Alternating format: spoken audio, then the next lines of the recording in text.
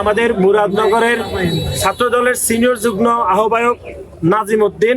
তাকে গ্রেপ্তার করার সংবাদ শুনে তার মা হার্ট অ্যাটাক করে মৃত্যুবরণ করেছেন। এবং আরেকটি বিষয় লক্ষণীয় যে মুরাদনগরে যারা গত 17 বছরে প্যাসিবাদ কায়েম করেছে, সে আওয়ামী লীগের কোনো দোষর কিন্তু আজকে কুমিল্লা কারাগারে একজনও নাই। তারা প্রকাশ্যে মুরাদনগরে ঘোরাফেরা করছেন, জনাব আসিফ মাহমুদের বাবার সাথে তারা বিভিন্ন ব্যবসা বাণিজ্য করছেন। যে গণ অভ্যুত্থানে 2000-এরও বেশি ছাত্র জনতা শহীদ হয়েছেন, সেই গণ অভ্যুত্থান পরবর্তী সময়ে বাংলাদেশে যে একটি ইতিবাচক রাজনীতি প্রচলন হয়েছে সারা বাংলাদেশে, কিন্তু আমরা দেখলাম যে বাংলাদেশের শুধুমাত্র একটি অঞ্চলে, বিশেষ করে কুমিল্লার মুরাদনগরে সে একটি ইতিবাচক এবং যে সৌহার্দ্যর রাজনীতি সেটি কিন্তু কোনোভাবে চলমান নেই। যে এই গণ অভ্যুত্থানে 2000-এরও বেশি ছাত্র জনতা নিজের জীবনের বিনিময়ে খুনি হাসিনাকে দেশ থেকে বিতাড়িত করেছে, এবং যাদের আন্দোলন সংগ্রামের মাধ্যমে খুনি হাসিনা বিতাড়িত হয়েছে, সে আন্দোলন সংগ্রাম করা 13 জন নিরপরাধ রাজনৈতিক কর্মীকে কুমিল্লা কেন্দ্রীয় কারাগারে তারা আজকে জেলে রয়েছেন। এরকম একটি অনাকাঙ্ক্ষিত এবং একই সাথে দুঃখজনক ঘটনা কুমিল্লাতে গত 1 বছর চলমান রয়েছে, আপনারা জানেন।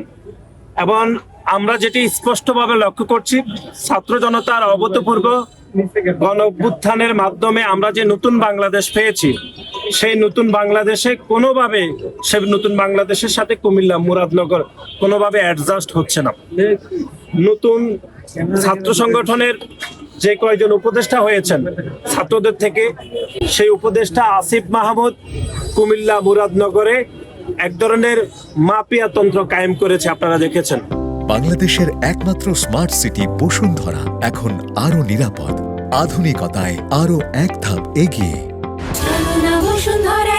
যারা জুলাই এবং আগস্টে খুনি হাসিনার বিরুদ্ধে আন্দোলন সংগ্রাম করেছে, তার পূর্বে খুনি হাসিনার বিরুদ্ধে আন্দোলন সংগ্রাম করতে গিয়ে একাধিকবার জেলে গিয়েছে, তারা গণ অভ্যুত্থান পরবর্তী সময়ে দুঃখজনকভাবে তারা জেলে রয়েছেন। এটি অবশ্যই আমরা মনে করি বাংলাদেশের সকল নাগরিক এবং গণমাধ্যমের আমাদের যারা সহকর্মীরা রয়েছে তাদেরকে এই বিষয়টি অত্যন্ত গুরুত্ব আরোপ করা উচিত, যে পুরো বাংলাদেশ একটি ইতিবাচক রাজনীতিতে থাকলো, কুমিল্লার মুরাদনগর কোনোভাবে ইতিবাচক রাজনীতিতে নেই। এখানের একজন উপদেষ্টা, আমরা আবারও বলছি, এখানে মাফিয়া তন্ত্র কায়েম করেছে। ওনার পছন্দ মতো তিনি এই কুমিল্লা মুরাদনগরকে পরিচালিত করছেন। আমরা দেখলাম যে বাংলাদেশ জাতীয়তাবাদী দল এবং তার অঙ্গ সহযোগী সংগঠনের 13 জন নেতাকর্মী এখানে কারাগারে রয়েছে। এবং আপনারা লক্ষ্য করবেন, আমাদের মুরাদনগরের ছাত্রদলের সিনিয়র যুগ্ম আহ্বায়ক নাজিম উদ্দিন, তাকে গ্রেপ্তার করার সংবাদ শুনে তার মা হার্ট অ্যাটাক করে মৃত্যুবরণ করেছেন। এবং এর বাইরে যুব দলের সিনিয়র যুগ্ম আহ্বায়ক মুরাদনগর থানার মাসুদ রানাকেও গ্রেপ্তার করা হয়েছে। স্বেচ্ছাসেবক দলের সিনিয়র যুগ্ম আহ্বায়ক ফারুক আহমেদ বাদশাকেও গ্রেপ্তার করা হয়েছে। এখানে এক ধরনের একটা মিল দেখবেন যে এই 3টি সংগঠনের সিনিয়র যুগ্ম আহ্বায়ক যারা, তারা জেলে রয়েছে। এখন আপনারা কোশ্চেন করতে পারেন, তাহলে আহ্বায়ক সদস্য সচিবরা কেন গ্রেপ্তার হচ্ছে না? কারণ তারা এই জন্যই গ্রেপ্তার হচ্ছে না, তারা গ্রেপ্তারের ভয়ে, পুলিশের ভয়ে এবং উপদেষ্টা আসিফ মাহমুদের মাফিয়া তন্ত্রের ভয়ে তারা এলাকায় যেতে পারছেন না। এরকম একটি ষড়যন্ত্রের মধ্যে আমরা আসলে রয়েছি। এটি অত্যন্ত দুঃখজনক।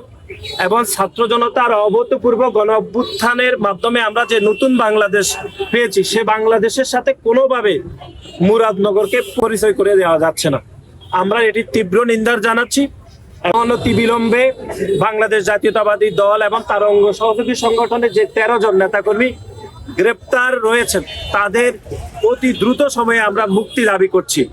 এবং একই সাথে জনাব আসিফ মাহমুদকে আমরা বলে দিতে চাই যে আপনার এই যে মাফিয়া তন্ত্র রাজনীতি বাংলাদেশের মানুষ কোনোভাবে মেনে নিবে না।